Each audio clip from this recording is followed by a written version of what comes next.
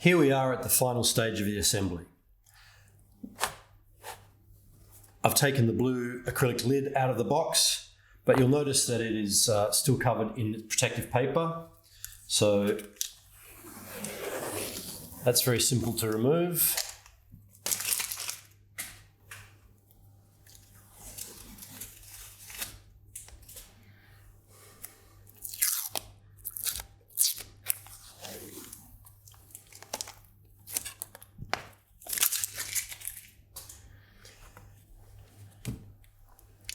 The other hardware you'll need are the 4 small M3 black machine screws and the corresponding M3 zinc-plated nuts.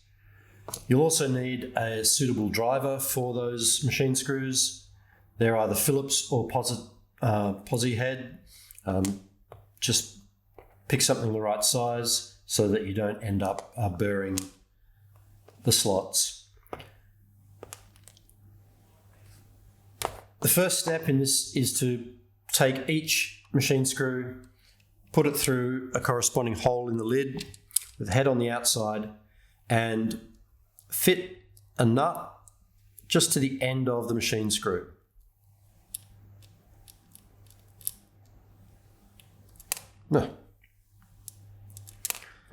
Might be easier to do this with the driver.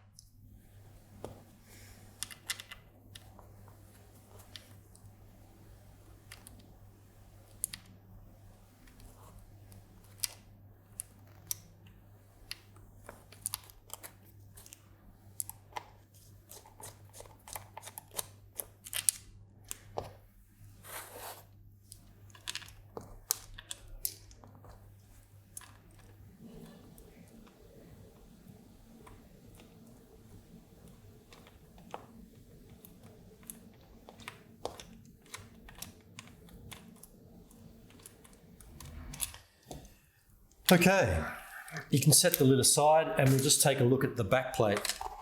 So you'll notice that along the top edge, corresponding with the top of the lid, there are these 2 sort of crucifix slots, and again in the bottom corners here. So the idea is to fit the M3 screws and the nuts down into those crucifix slots, line everything up, and one by one tighten them around. An easy way to go is to stand the lid on the bench upside down, raise up the other assembly, and place it in the lid forward of the screws.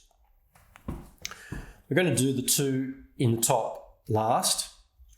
So if I slide it into place so we can see what's going on at this end, just move the whole assembly back in the lid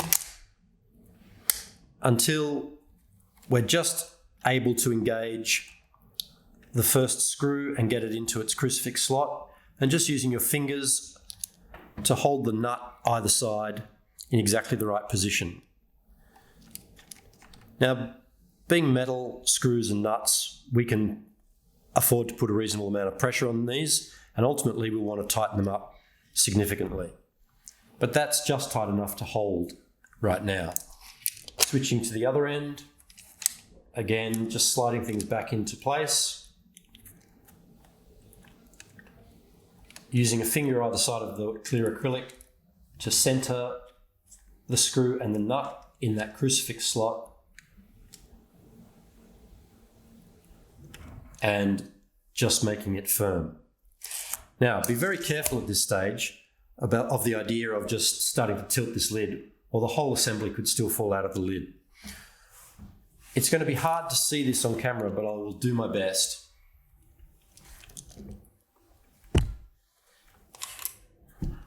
You want to get your hand under the lid, still keeping the whole assembly vertical.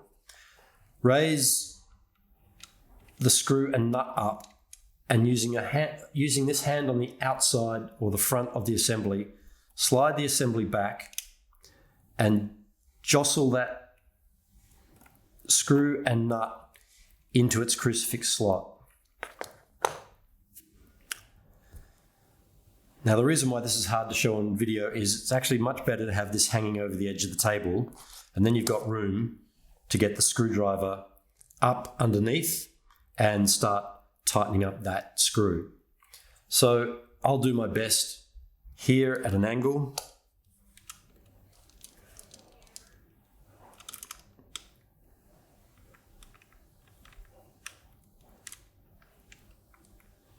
And just get enough pressure to hold that screw in place.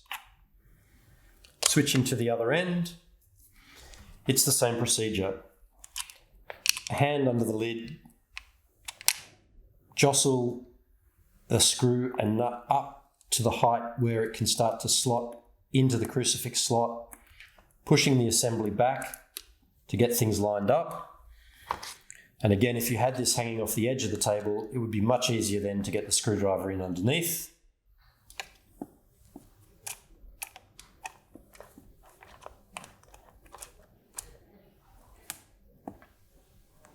And before you make it any tighter, just working to get that screw centered in the thickness of the acrylic. So before we finish, we just want to go around each of these machine screws one more time and really tighten them up very firmly. And that will ensure that the main assembly doesn't fall out of the lid. This type of construction is not going to stand up to a lot of punishment. You don't want to be dropping this, throwing it down, or moving it around too vigorously, or you'll find that those machine screws and the nut can slip out of the crucifix slots. But for something that's going to spend most of its life sitting on a bookshelf or on your desk, that's perfectly adequate. A couple of last details to go into are that we should be finally putting the ESP32 back in. Now, it's covered in the documentation, but there are two small press buttons on the back of the ESP32, one labelled boot. We don't need to use that. The other labelled EN, that is in fact a hardware reset press button, which you'll use frequently. It's equivalent, in fact, exactly the same as the tactile switch that you soldered onto the PCB, which is another hardware reset button. And hopefully you can see in shot just here. Let me get it in the right position. That's been carefully positioned so that you can reach it with a pen tip or something similar through this uppermost air vent slot in the side of the case. The other thing that should be accessible through one of the slots in the side of the case is the microSD card slot, and that just sticks through there. You might need something just to push down on the side of the card to get it to lock into the card slot. With the ESP32 back on, the microSD card loaded, we can apply power.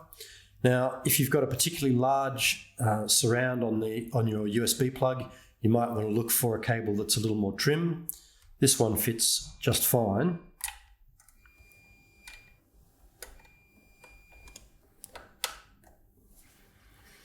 And the cable can be just put to run down the side there. Alternatively, I did find on AliExpress, I imagine that it's available in places like eBay and possibly Amazon. you can get a right-angled micro B USB cable, and they do have them in left, right, up, down, so make sure you select the right one. I think this is called up. I imagine whichever direction that is, left or right, is going to work equally well, and that's particularly easy to get on. The other end of that's going nowhere. Let me plug it into my power brick, and we've got the ESP32 powered that way. The final thing that I wanted to cover in this video before we wrap it up is just to talk about the box that your kit shipped in. These boxes were designed also to be used for long-term storage if of your finished product.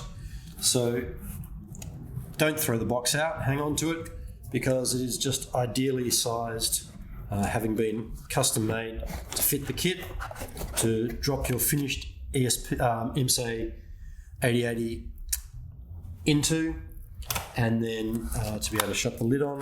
And there should just be a clearance above those individual switches to enable you to store the kit away when you need to. All right, well, thanks for watching. That brings us to the end of the assembly.